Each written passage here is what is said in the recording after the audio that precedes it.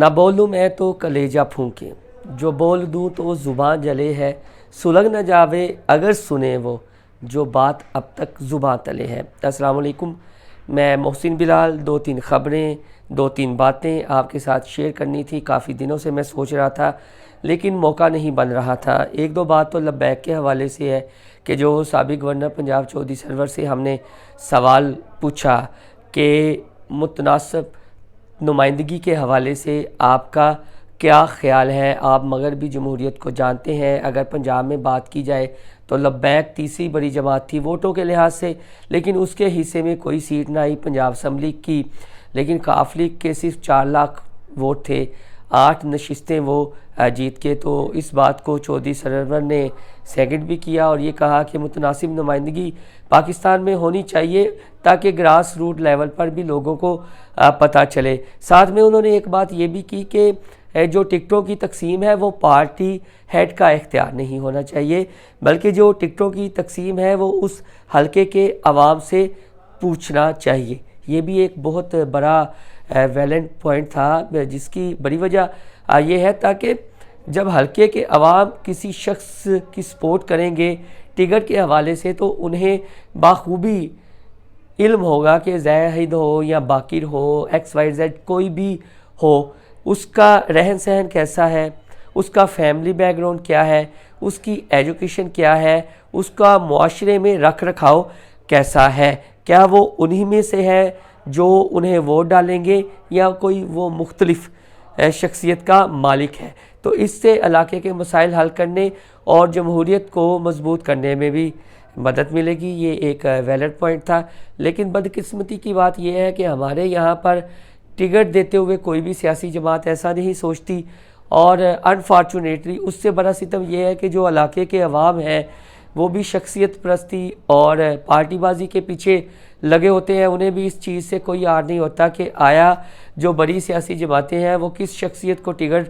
دے رہی ہیں، وہ اس قابل ہے بھی نہیں یا نہیں، کیا وہ ان کے مسائل سن سکتا ہے، ان کو اقتدار کے ایوانوں میں پہنچا سکتا ہے۔ تو اگر میں پنجاب اسمبلی کی بات کروں، ایوان کی 372 کا ایوان ہے، تو ہم خود اس میں کوریج کرتے رہتے تھے، دیکھتے رہتے تھے۔ 3-4 یا زیادہ سے زیادہ 50 کے قریب اراکین ایسے ہوں گے حکومتی اور اپوزیشن کے بینچز میں کہ جو عوام کے ایشو ہائی لائٹ کرتے تھے، پوائنٹ آؤٹ کرتے تھے۔ 2013 کی اسمبلی میں ہم نے یہ دیکھا کہ جماعت اسلامی کے ایک ہی رکن تھے، حافظ وسیم، ڈاکٹر وسیم، اب ان کا انتقال ہو چکا ہے، اللہ ان کے درجات بلند فرمائے، ان کی مغفرت فرمائے۔ وہ کچھ عوامی ایشوز ایجوکیشن کے حوالے سے اور ہیلتھ کے حوالے سے اٹھاتے رہتے تھے۔ اب جو چودھری پرویز رائی کے گھر میں ہوا، چادر اور 4 دیواری کا تقدس پامال ہوا، یہ بھی ایک سوچنے کی بات ہے۔ ایک چیز اور آپ کے ساتھ شیئر کرنی ہے، پھر لبیک کی 1-2 باتیں آپ کے ساتھ کرنی ہے کہ جو حافظ سعد حسین رضوی نے کہا کہ 10 مئی تک کی ڈیڈ لائن ہے، اس کے بعد جو ریئیکشن آیا اور جو ان کے مخالف جماعت ایک ہی ہے سوشل میڈیا پہ، اب جو ان کے پرو ڈالرز ہیں وہ یہ چاہ رہے ہیں کہ آکسیجن ملے، لبیک اور اسٹیبلشمنٹ کا کسی طریقے سے ٹکراؤ ہو، لیکن اب ان کی بات بنتی اور دال گلتی دکھائی نہیں دے رہی۔ وجہ یہ ہے کہ اب لبیک بھی تھوڑا سا اس چیز کو محسوس کرنا شروع ہو گئی ہے کہ کچھ کور ایشوز ایسے ہیں، کچھ تو ریاستی معاملات ہیں، لیکن کچھ جو سماجی اور معاشرتی اور معاشی ایشو ہیں، جب تک وہ ان کو بھی ہائی لائٹ نہیں کریں گے گراؤنڈ کی سطح پر ان کی پاپولیرٹی نہیں بڑھے گی۔ ضمنی انتخابات میں یہ سب کچھ ہوتا ہوا لبیک کے جو ڈائی ہارٹ ورکر ہیں، جو کارکنان ہیں، جو سوشل میڈیا پر ایکٹیو ہیں، انہوں نے خود دیکھا ہے کہ ان کا ووٹ بینک کیسے کم ہوا۔ تو اب انہوں نے اپنی قیادت کو تھوڑا سا مجبور بھی کیا، ان کی قیادت نے بھی سمجھا کہ نہیں، ہمیں معاشی اور عوامی ایشو بھی ہائی لائٹ کرنی چاہیے، تو اس کا ریئیکشن تو ظاہر ہے پھر آنا تھا۔ اور جو یہ چاہتے ہیں کہ لبیک قوت نہ بن کے ابھرے، ان کے یہ بیان، یہ سٹیٹمنٹ، یہ ویڈیو کلپ ایک آنکھ نہیں پایا اور پراپوگنڈا شروع کر دیا گیا۔ دیکھیں، اینٹی کرپشن پنجاب کے ایڈیشنل ڈائریکٹر نے خود ہمارے سوال کے جواب میں یہ تسلیم کر لیا کہ کون سا ایسا ادارہ ہے کہ جو استعمال نہیں ہوتا سیاسی طور پر۔ اب تو یہ بات بالکل کھل چکی ہے،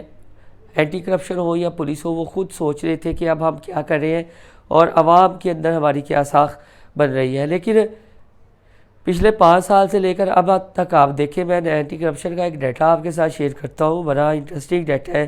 کہ اس ادارے کو اسٹیبلش ہوئے باقاعدہ 45 سے 47 سال ہو گئے، اور اس دوران اس ادارے میں 45 کے قریب بھی ڈی جی چینج ہوئے، لیکن پچھلے 5 سالوں سے لے کر یعنی 18 سے 23 تک کی بات کی جائے تو اب تک 13 D G anti corruption change ہو چکے ہیں، جو اوسط بنتی ہے 37%، اور اس میں عوام کا ایک بھی کیس نہیں ہے۔ وہ نون لیگ پر کیسز کرتے تھے، یہ اب پی ٹی آئی اور کافر دیگر پر کیسز کر رہے ہیں، تو یہ ادارہ آپ دیکھ لیں کہ کس جانب ہے، کس طرح استعمال ہو رہا ہے۔ اب ڈیفینیٹلی وہ جو چودھری پرویز لائی والا معاملہ ہوا ہے، اس میں اب پی ٹی آئی میں ان کا قد مزید بڑھ جائے گا۔ پہلے تو یہ تھا کہ جب فواد چودھری مائنس ہوئے ہیں، عمادت مائنس ہوئے ہیں، شاہ محمود قریشی مائنس ہوئے ہیں، تو شاید بزدار کو پھر سی ایم بنا دیا جائے اگر پی ٹی آئی دوبارہ اقتدار میں آتی ہے۔ میرا تھوڑا سا گلا بھی خراب ہے، وہ کوریج کے دوران وہ جب بولنا پڑتا ہے، روٹین خراب ہوتی ہے تو گلے پہ بھی افیکٹ ہوتا ہے، اس لیے کچھ نظر انداز کر دیجیے گا کچھ گڑبڑ ہو آپ کو لگے تو۔ اب آتے ہیں لبیک کی جانب، لیکن اس سے پہلے میں آپ کو ایک بات بتاؤں، یہ گھڑی میں نے پہنی ہوئی ہے نا، بطور صحافی یا جو ہمیں سنتے ہیں وہ یہ سوال اٹھا سکتے ہیں کہ بھائی جان پہلے جو آپ ویلا کرتے تھے آپ کے پاس یہ رولیکس کی گھڑی نہیں تھی، اب یہ بتائیے کہاں سے آئی ہے؟ تو جب آپ اپنی میڈل کلاس فیملیز سے اپنے نمائندے خود چنیں گے تو آپ ان سے سوال کر سکیں گے، آپ کو پتہ ہوگا کہ بھائی جان سیاست میں آنے سے پہلے تو آپ کا 5 مرلے کا مکان تھا، سیاست میں آنے کے بعد جب آپ ایم پی یا ایم این اے منتخب ہوئے ہیں یا جب سرکاری ملازم بنے ہیں اور اس کے بعد آپ کی کوٹھیاں بن گئی ہیں، لگژریز گاڑی آ گئی ہیں، آپ کی ملیں ہیں، آپ کے کارخانے ہیں، آپ کے ٹھیکے چل رہے ہیں، تو یہ کہاں سے آیا؟ تو یہ آپ سوال کرنے کے قابل ہوں گے۔ لیکن جب آپ اپنے جیسے لوگوں کو نہیں چنیں گے تو پھر بھائی جان تبدیلی نہیں ہوئے گی، وہ چاہے لبیک ہو، چاہے پی ٹی آئی کے اندر سے یوتھ ہو یا نون لیگ ہو، پیپلز پارٹی ہو، یہی دو دولتیوں کے بچے آتے رہیں گے، یہی سسٹم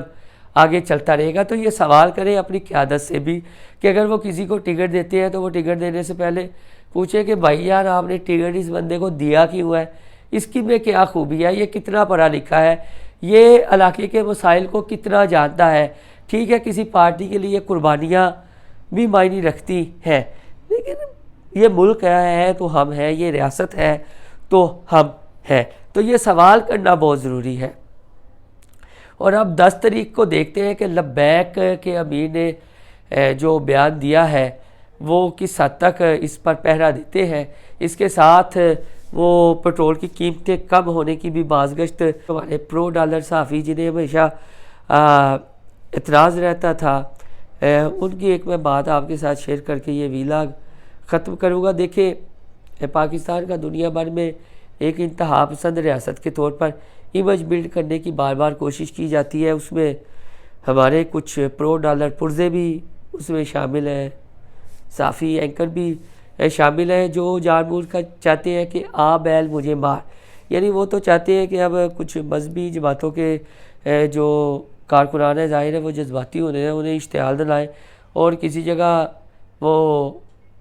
ہمارا اور ان کا آمنا سامنا آ جائے اور ہم مظلوم بن جائیں اور ہمیں وہ چپاٹے مار دیں، اور ہم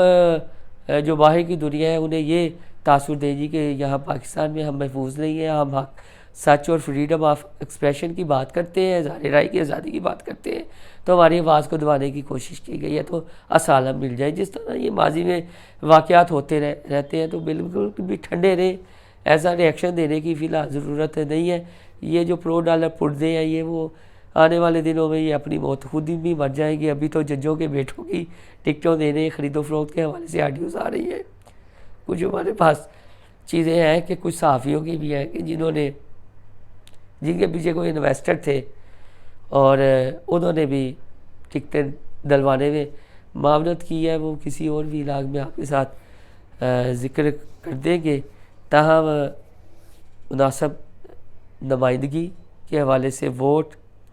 اور سوال یہ کرنا بہت ضروری ہے۔ میں اپنی ہر ویلاگ میں یہ ذکر بھی کرتا ہوں کہ اپنے جیسے لوگوں کو آگے لائیں ان کی سپورٹ کریں. ہو سکتا ہے یہ معاشرہ بہتر ہونا شروع ہو جائے، لیکن چیزیں روز بہ روز گراوٹ کا شکار ہو رہی ہیں. اس میں قصوروار میرے اور آپ جیسے نوجوان بھی ہیں جو شعور تو رکھتے ہیں، لیکن کلمہ حق بلند کرتے ہوئے تھوڑی سی مصلحت کا کبھی کبھار شکار بھی ہو جاتے ہیں. اللہ حافظ.